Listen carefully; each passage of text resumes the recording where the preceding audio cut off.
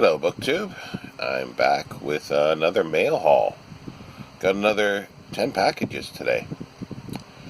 And for 9 of them, I didn't spend much on, but I'm more or less pleased with these. I'd actually started again on opening the packages, and then they just stopped recording. But that was my fault this time. I didn't delete the previous the last, I think it was the tag that I put up, so it didn't have much memory. So it only did about, it did most of it, I think, but then I just figured, what the hell, I'll just open the rest up and see. But yeah, for 9 of them, I didn't even cost me 22, 23 pounds. There was a lot of these that were really, really, really cheap. I just do a filter, and I thought, okay, well, what can I find here that I'm looking for, or just browsed, and a couple things I browsed for and found, and extremely cheap. And for the most part, I am pretty happy with. There's a few quibbles, but for the price of a couple of them, I'm fine. The other one was a little more, as I say. The other one, like this was for 9, that I paid about $22.50-ish or something like that. And the 10th one was a little more. It was almost 10 pounds. So not a huge amount, but we'll get to those in a minute. I got I got a couple Jerome K. Jeromes. This is their one, Passing of the Third Floor Back. It's a little book.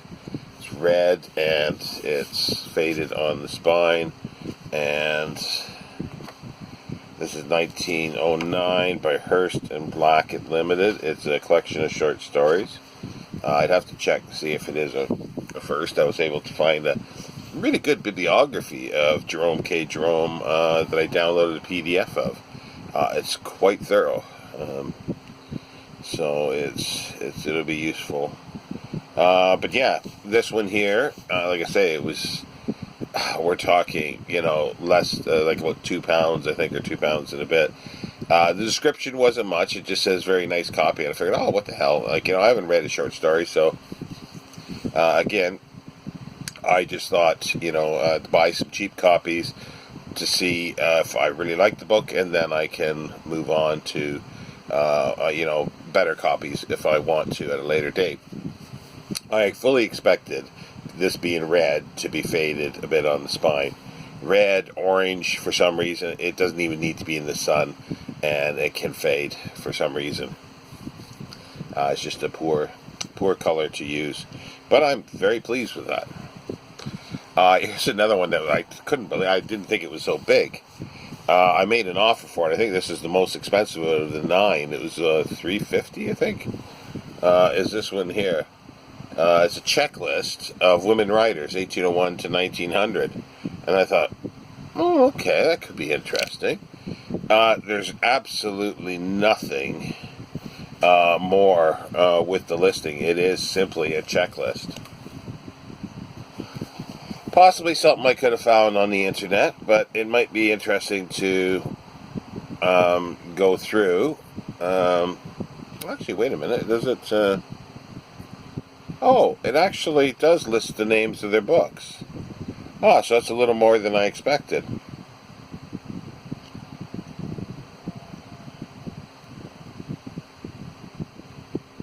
Yeah, it does. It does. So that's actually a bonus. That's actually quite good. And I can always look up some more information if I want to. Published 1990 by the British Library. By R.C. Alston. The full title is A Checklist of Women Writers, 1801 to 1900, Fiction, Verse, and Drama. It's quite substantial. Over 500 pages. It's got entries over 17,000 titles by more than 2,000 authors. So there you go.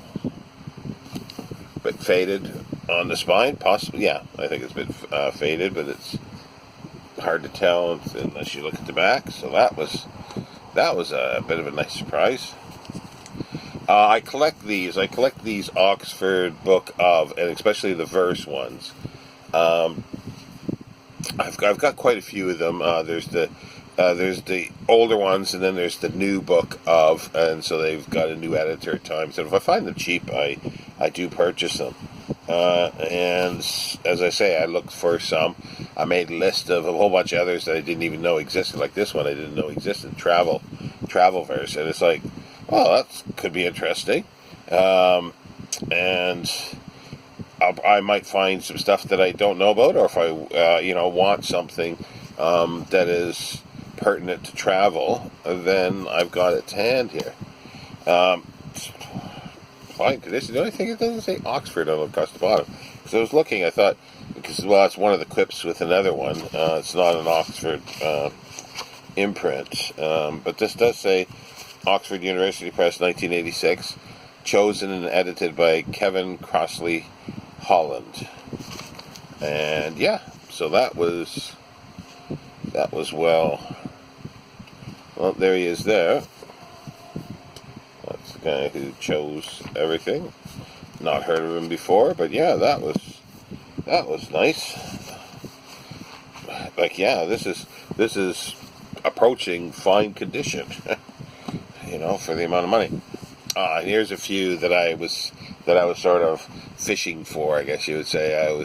I was just doing a search. It's missing the jacket, I'm sure, which it didn't say, but for the amount of money, I think there was a discount, and it just came in a plastic bag. So I don't know how they can still afford to send something that's like a hardcover book for like £2 or under £2. It's a bibliography of Elspeth Huxley by Robert Cross and Michael Perkin, forward by Elspeth Huxley as well. It's interesting. Didn't realize that. St. Paul's Bibliographies in Winchester, and then Oaknell Press, 1996. And there's Elspeth Huxley there. People may know her from Flames, Trees, Thika, The Red Stranger, Mottled Lizards, and a lot of other stuff. So I thought, well, yeah, why not? And this is more detailed. It's not just a listing. So this will be interesting. And another bibliography was Arnold J. Toynbee, a bibliography. Again, this was like, mostly this is quite expensive on there. And when I saw it come up, I thought, I wonder if I could find any more. So I typed in, I think, bibliography of Arnold, and I didn't put his surname in. And what came up was one that was misspelled with an M, Toynbee, not Toynbee. So this came up really cheaply. It's got a cock to it, but that's fine. It's a little rough for wear, but again, the price of it was really good, so that was kind of interesting. I do like his writing. I was actually just looking for a study of history to see if there was a set that was a reasonable price, and I look every so often, about every year or so. I've got a set in Canada, but to get it here is going to be the problem. Oh, this was a nice surprise of the condition of this. A nice book. Again, it's the Oxford Book of Late Medieval Verse and Prose, edited by Douglas Gray. And this is definitely an Oxford book. You can feel it. And that's the thing with the other one here. It's a little light. So I do wonder. But it does say Oxford. It's not a book club. But this one here is, it's just really nice. It was put out in 1985. I don't know. Pages are a little wonky at the bottom. All these places, like, I'm sure they keep them in like a shed or their garage. It's not good long term for books, but it is in good condition. And as I say, that might have been $2.50 at the most with shipping, so perfectly happy with that. Here's one of the ones with Quibble. Again, I have the Quiller Cooch, and I think it's Ricks. I think it is Christopher Ricks, has done one too. This one I didn't know, chosen and edited by Helen Gardner. So when I saw it, I thought it'd be okay. However, it is not an Oxford imprint. It is Book Club Associates, which is fine. I'm fine with that for something like this. However, it's just a little naughty thing that if you're selling a book, get the publisher correct. You know, it's a simple little thing. It's very simple. This is 1972. Oh, 1972. Okay. But it was published in 92 by Book Club Associates. So that's interesting. I'm going to have to compare it with the others and see how it differs. And it's because it's different editors, and it will probably be quite different. Last two here. Augustine Birrell, Andrew Marvell, autobiography of the poet-writer Andrew Marvell. It's splitting there, but again, this was really cheap. And I just wasn't quite sure of this because I've been getting his essays. So I thought, oh, okay, well, this is one of his non-essay books. I will give it a go. It's English Men of Letters series, 1905. I don't know. It could have been first put out by then. By Macmillan and Company, 1905. Yeah, the dates match. So yeah, so that'd be interesting. And here's another of the Oxford Book of Verse. It's children's verse, and it's a bit faded there, which was not mentioned, but it's not bad. This is an Oxford book.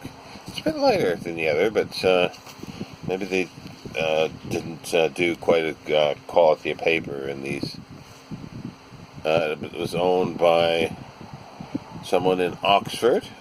Got the telephone number and their address. This is edited by Neil Phillip.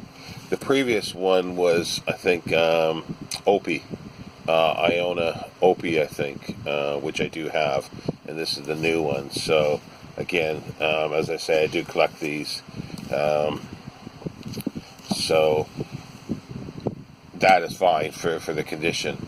The biggest, like I say, there was the quibble of the one that just they didn't give the correct publisher, but again, for the price. This one though was more expensive, and the bookseller should have known from what they've done something naughty.